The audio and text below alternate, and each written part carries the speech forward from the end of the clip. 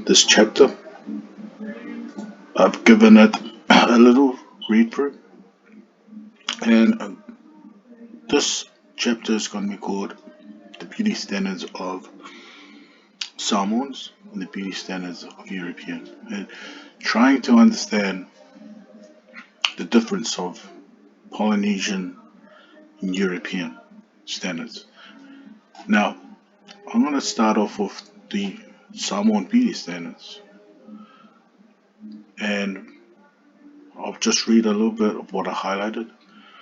Um, the young girls with the lightest hair. This is what I find quite amazing.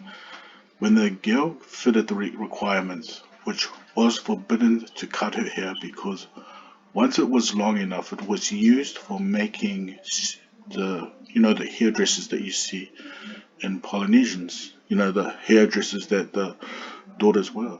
What I finally realized was that usually chiefs were looking for young girls who had the lightest hair. And you'll see that the beauty standards of Polynesia are very similar to Europeans, but not really. Like they do not hold the same racist ideologies to them. And over here, for example, we do consider white skin, fair skin as um, very important. It's very important in Samoan culture.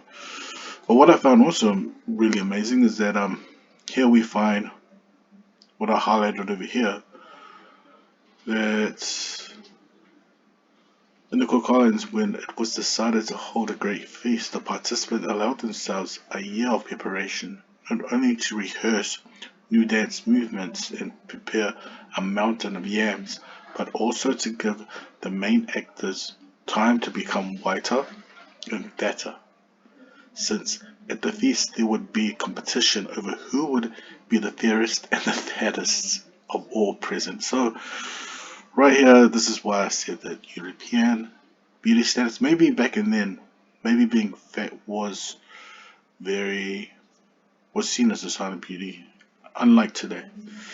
And right here, we see that being big, being fat, being the fattest was really, really something that not just Samoans, but a lot of Polynesians looked as a form of beauty. Being very fat and being very white or light skin. And here I put this one down. Where did I highlight this? I have no idea. But again, you'll see right here, being fat was really something of a beauty standard within Samoan society. And over here, throughout Polynesia, much attention was paid to the fairness of the skin. It was never a question of skin, but here's the difference. It was never a question of skin color, as Europeans said and still say. On the contrary, in places where in some old age conceptions concerning the high value placed on the fairness of the skin are still current, modern experience has experienced a notion now thought to be of great merit, a notion that defines anti-racism. So we have to understand that when Samoans saw beauty like fair skin as a form of beauty, was not the racist way of Europeans see it. Like they didn't think it was. It was never a racist sort of mentality. That's what I'm trying to get from this.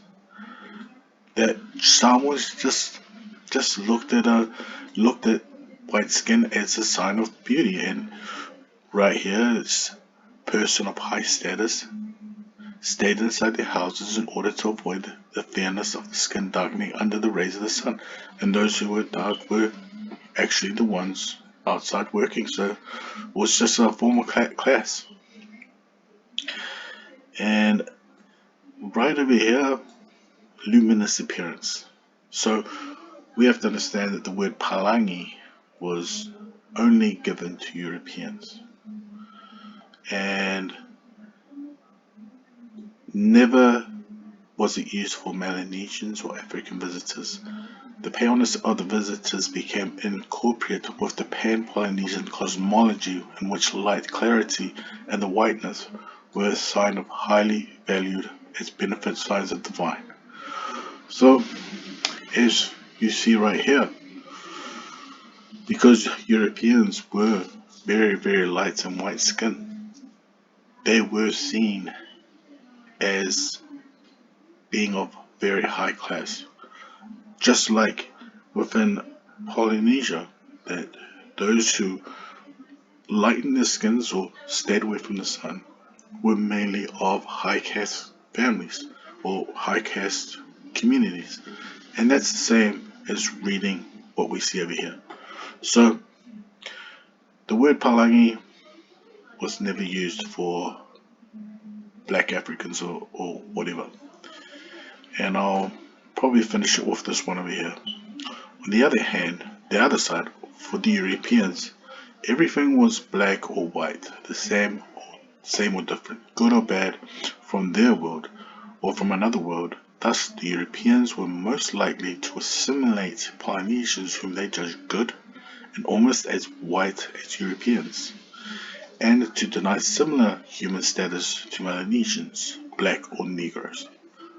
So, the beauty standards of Europeans, Polynesians were very similar when it comes to skin color, but the difference between Samoans and I feel like Europeans was Europeans used skin color as a form of racism, as a form of they are superior to this race or superior to that race.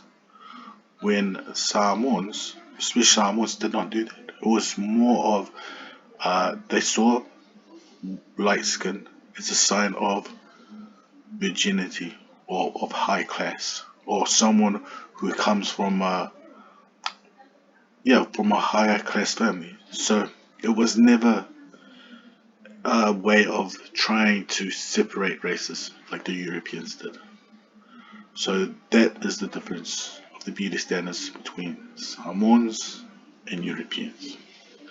One used it to hate people, one used it to justify, you know, who was of higher class and who was of lower class.